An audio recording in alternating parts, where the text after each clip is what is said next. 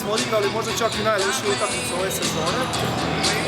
Zahvaljujući tome što nismo ušli dovoljno agresivno, nismo ušli dovoljno fokusirano i čak na momente sam mislio da će utakmica otići na njihovu stranu. Zolota i Gavrilo su na cijelu utakmicu davali probleme u napadu, opet sam servis pokazao kao dosta, rekao bi, mlak.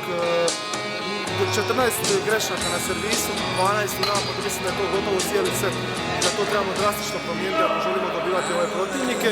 A ono što me najviše malo iznenadilo je taj grč na utakmice.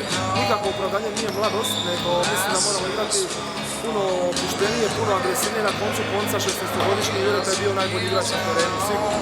Tako da mislim da je ovo upozorenje za ekipu, da moramo biti puno fokusiraniji, da moramo raditi puno jače kako na terenu, tako i na treningu. I nadam se da će ovo biti prekretnica, ali zaista očekujemo da počnemo napokon igrati odbojku, kako smo pokazivali cijele pripreme.